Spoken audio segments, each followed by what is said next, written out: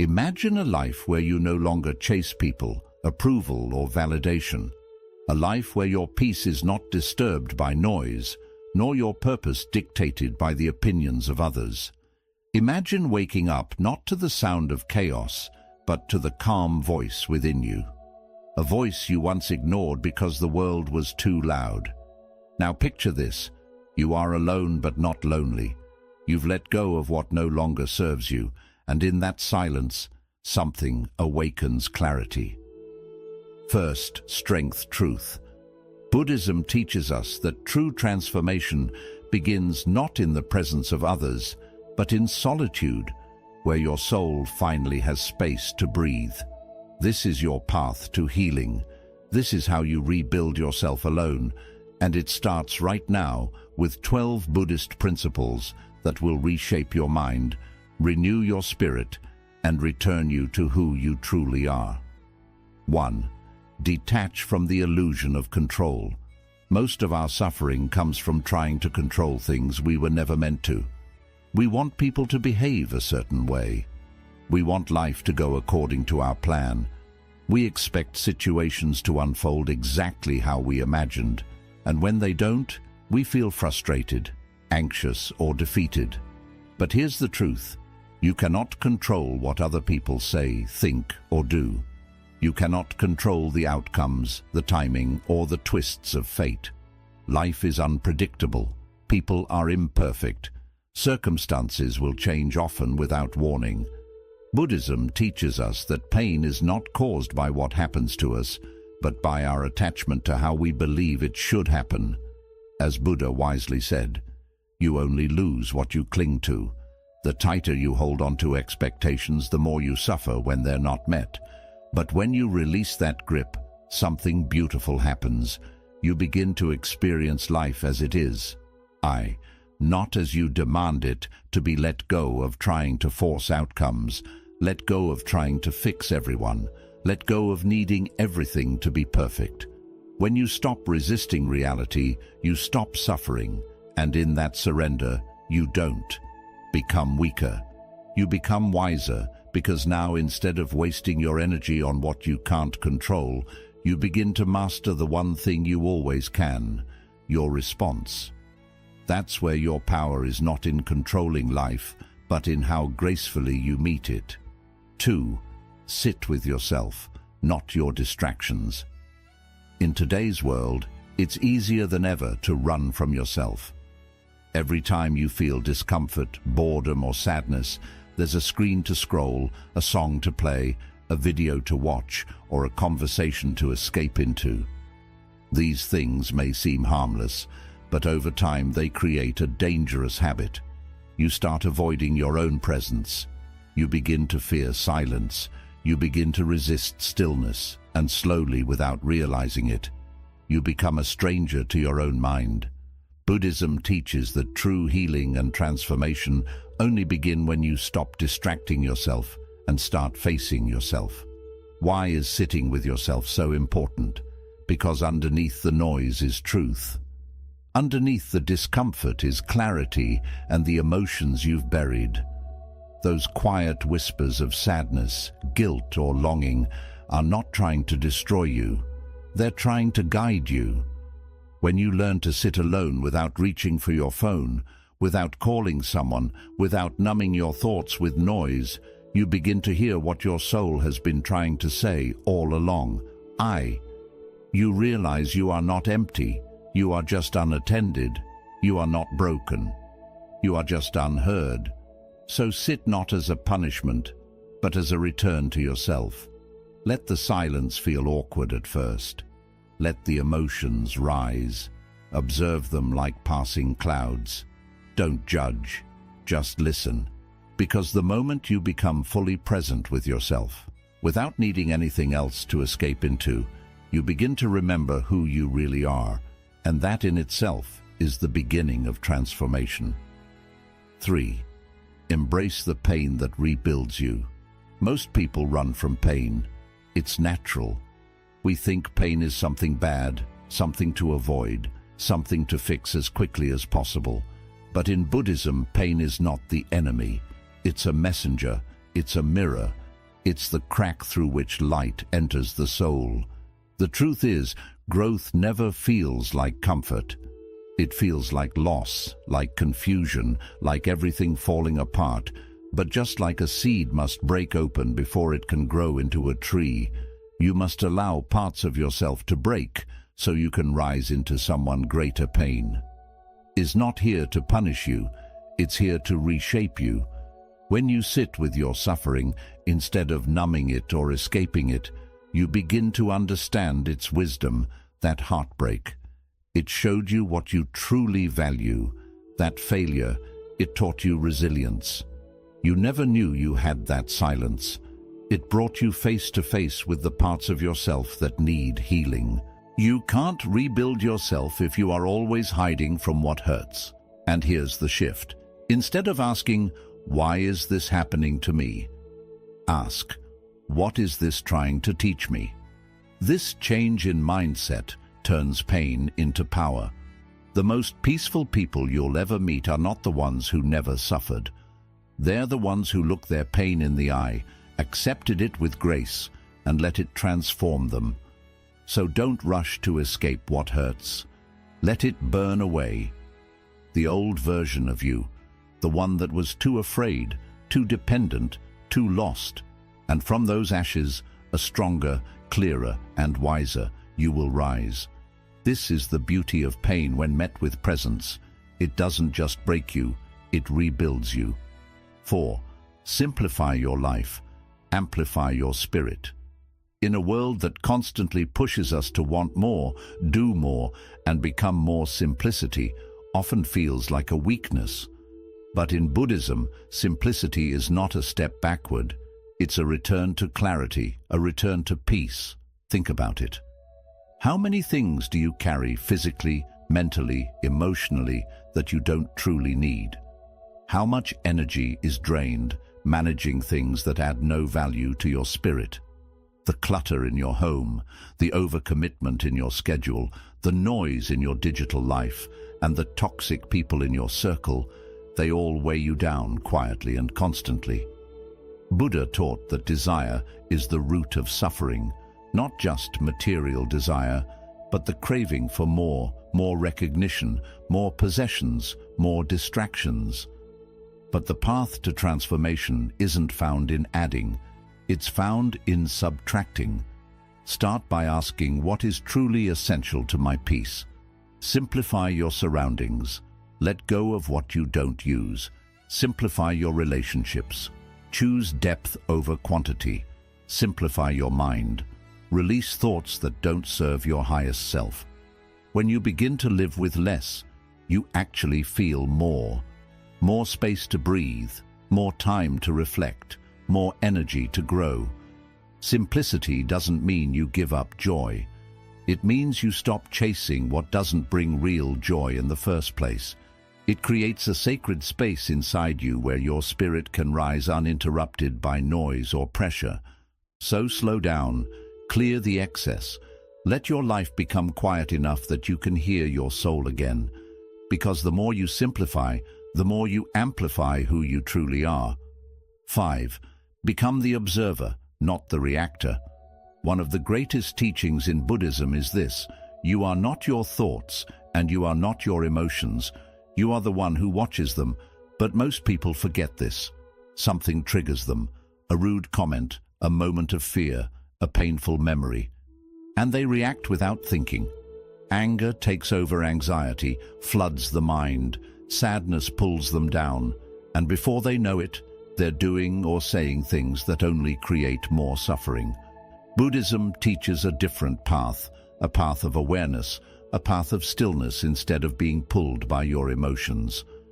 Learn to observe them like clouds drifting across the sky. Emotions come and go. You don't have to chase them. You don't have to become them. You simply watch, you breathe, you stay still. This is not easy at first. The mind wants to react.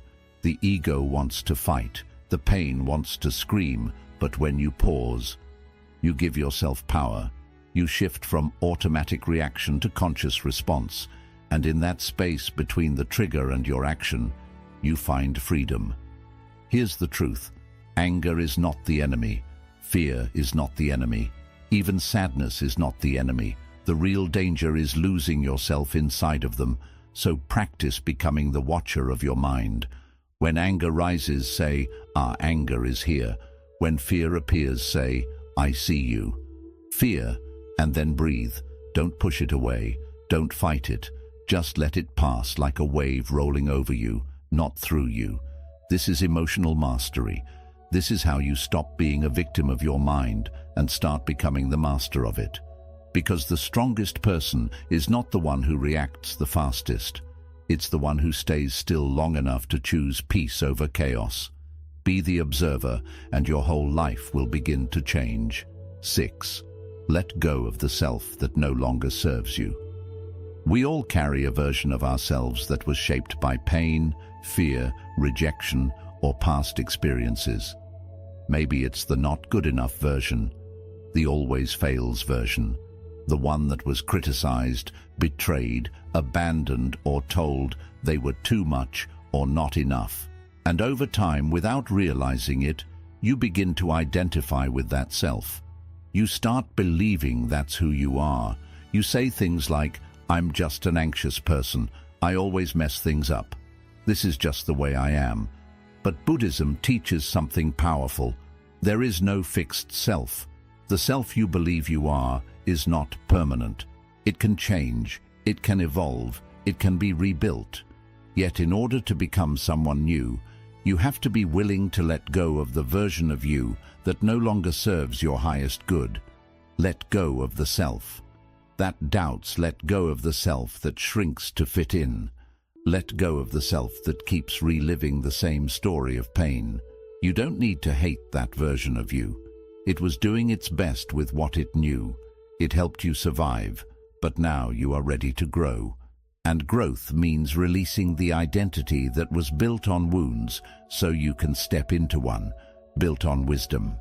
This transformation doesn't happen all at once. It happens when you choose moment by moment to act like the person you want to become, not the one you've been. You start speaking kindly to yourself. You stop repeating stories that hurt you. Walk with your head higher. Not out of pride, but because you've remembered your worth. Letting go of the old self isn't about becoming someone else. It's about returning to who you were before the world told you who to be.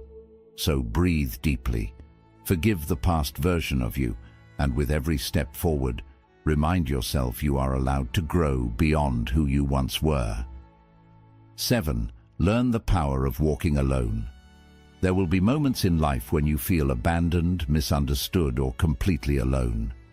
Friends fade, relationships fall apart, support disappears, and you are left wondering, why is no one here?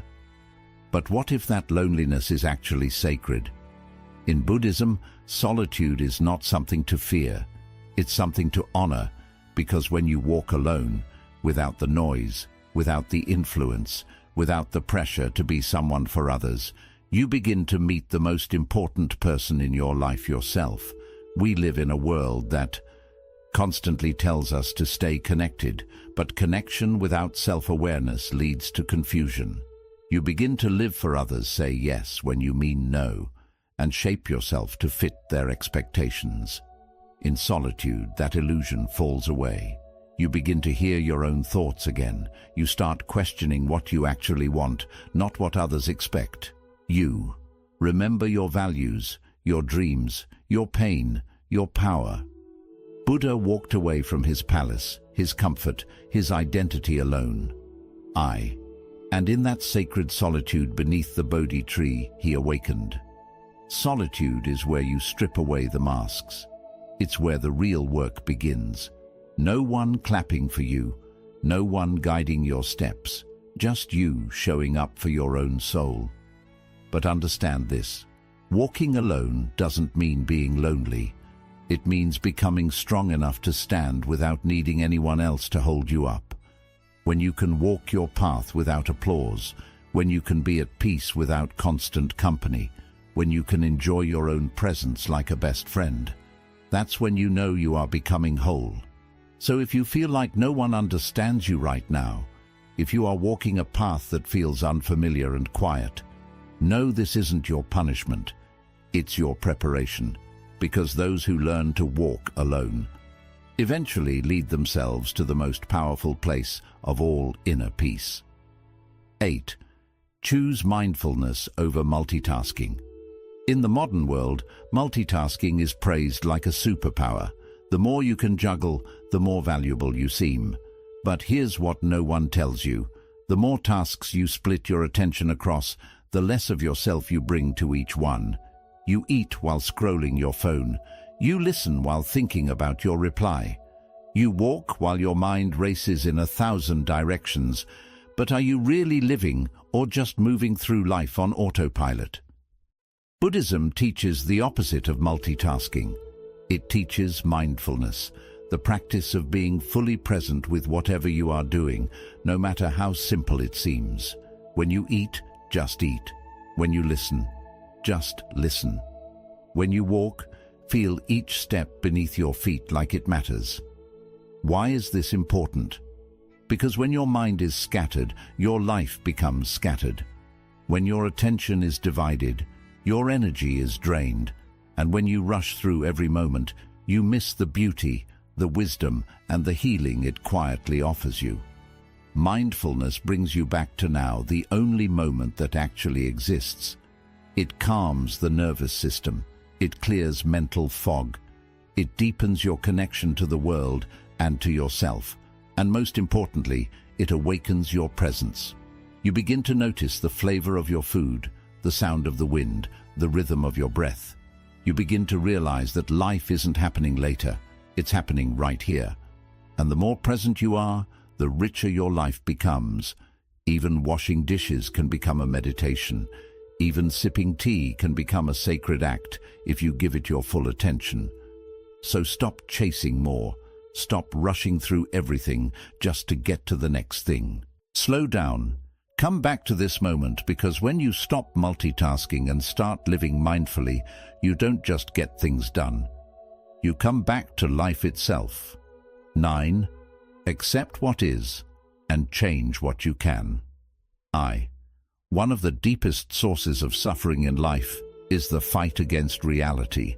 We wish things were different. We replay mistakes, regret decisions, hold on to anger and obsess over things that are simply out of our control. But here's the truth. You cannot heal by resisting what is. Buddhism teaches a profound balance, acceptance, and action. Accept what is change, what can be, and have the wisdom to know the difference. Acceptance does not mean giving up. It does not mean becoming passive. It means making peace with the present moment before you decide what to do next. Because when you are at war with what's already happened, you drain your energy, but when you accept it, you free up space to respond wisely. You don't have to accept injustice, you don't have to tolerate toxic behavior, but you do have to stop wishing the past could be different. You do have to stop trying to control every outcome. Instead, ask yourself, can I change this? If yes, take action with clarity and compassion. If no, breathe, let go and trust the unfolding of life. Acceptance doesn't mean you agree with everything. It means you stop fighting reality so that you can meet it with strength instead of resistance. And action. True conscious action comes from a still place, not a frantic one. When you accept what is, you can finally see clearly what steps to take. Here's what happens. When you live this way, you stop being a victim of circumstances. You stop getting stuck in endless loops of worry or regret. You begin to move forward, not with fear, but with peace. Because peace is not the absence of problems, it's the presence of inner clarity in the middle of them. So repeat this to yourself. When life feels heavy, I will accept what is and change what I can. And in that simple, powerful mindset, you will begin to transform everything. 10. Choose compassion even for yourself. 10. Choose compassion even for yourself. It's easy to feel compassion for others when someone else is in pain. We offer kindness, patience, and gentle words. But when we fall short, we become our own harshest critics. We replay our mistakes. We insult ourselves in silence. We carry guilt for days, weeks, even years. We hold ourselves to impossible standards and punish ourselves when we fail to meet them. But here's the truth. You cannot truly grow if you are constantly attacking yourself. Buddhism teaches that compassion must begin at home, and that home is your own heart. Self-compassion doesn't mean making excuses. It means recognizing that you are human, that you are allowed to struggle, that healing is not a straight line and mistakes are part of the journey. When you mess up, speak to yourself as you would to a dear friend. It's okay. You are learning, you are trying. You are still worthy because the voice you speak to yourself with becomes the environment your soul lives in. If that voice is harsh, your spirit hides. If that voice is kind, your spirit blooms. Think of a child learning to walk. If that child falls, you don't scold them. You cheer them on. You encourage them to get back up. You need to offer yourself that same grace. Even in your darkest moments, you are not broken. You are becoming even in your messiness. You are not a failure. You are a work in progress. Self-compassion is not weakness. It's one of the greatest strengths you can develop, because when you stop fighting yourself, you create space to truly grow. So pause. Place a hand over your heart, take a breath and remind yourself, I am doing my best. I am learning. I deserve love. Even from me in that moment, transformation begins not from force, but from gentle understanding, because the path to healing is not paved with self-judgment. It's built with compassion, step by step, breath by breath. 11. Break the cycle by breaking the thought every day. Thousands of thoughts pass through your mind. Some are harmless, some are helpful, but many without you even realizing are harmful thoughts, like I'm not enough, no one understands me, I always fail. What's the point in trying? And the more often these thoughts appear, the more power they gain. You don't just think them, you start to believe them. And once belief takes root, it begins to shape your choices, your actions, your energy, and ultimately your life. Buddhism teaches that our reality is created by our thoughts. The Buddha once said, "We are what we think. All that we are arises with our thoughts. With our thoughts, we make the world." This means that the life you are living right now is a reflection of the thoughts you have consistently believed. If your thoughts are fearful, you move through life cautiously, always expecting the worst. If your thoughts are filled with anger, you carry that weight into every conversation. If your thoughts are rooted in lack, you never feel like what you have or who you are is enough. But here's the good news. Thoughts are not permanent. They are habits, patterns. They are like grooves in the mind, carved by repetition, and what has been programmed can be reprogrammed. The key is awareness. You must begin to watch your thoughts, not blindly follow them. When a painful or limiting thought arises, pause. Don't react. Don't obey it. Instead, ask yourself, is this thought true? Is this thought helpful? Is this thought leading me where I want to go? Most of the time, you'll realize it's just an old loop, an outdated story. Your mind keeps telling because it's familiar, not because it's real. For example, when the thought appears, "I always mess things up," you can catch it and say that's a pattern, not a truth. I've made mistakes, but I've also learned, I've grown. I'm not the same person I was before. This is how you begin to break the cycle, by breaking the thought before it becomes a belief. But awareness alone is not enough. You must also replace the thought with something more aligned, more empowering instead of, "I'm not good enough." Try, "I am growing, and growth is messy." Instead of "I'll never change," say "I've already changed in ways I never thought I could." Instead of I am too late. Tell yourself right now, is exactly where I'm meant to begin. This isn't toxic positivity. It's conscious mental training. It's about choosing thoughts that support your healing rather than sabotage it. Just like your body needs clean food to grow, your mind needs clean thoughts to thrive. You also have to be patient. These thought loops weren't created in a day. They were built over years through repetition, trauma, pressure, and pain. So be gentle as you begin to rewire your mind. Every time you interrupt a limiting thought, even once you weaken its grip. Every time you choose a new thought, you strengthen a new pathway in the brain. This is neuroplasticity, the mind's ability to change itself.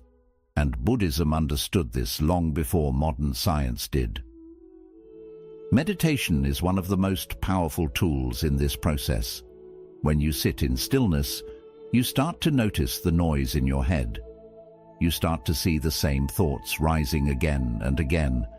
And in that stillness, you gain space, the space to choose, to let go, to reframe, to breathe instead of react. Over time, this conscious choosing becomes natural. You no longer believe every thought that appears. You become the observer, not the prisoner. You begin to think on purpose, not out of habit, and this is when transformation happens, because when your thoughts change, your beliefs change. When your beliefs change, your energy changes. When your energy changes, your actions change. And when your actions change, your entire life begins to transform. So if you feel stuck in a cycle of fear, of anger, of sadness, look to your thoughts.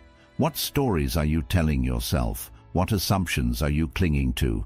What labels have you outgrown? And most importantly, what new thought will you choose today? Because healing doesn't begin with a new job, a new person, or a new environment. It begins with a new thought. So break the cycle, catch the thought, challenge it, replace it. And with time, your mind will no longer be a battlefield. It will become your greatest ally. 12th, return to the breath. It is your anchor.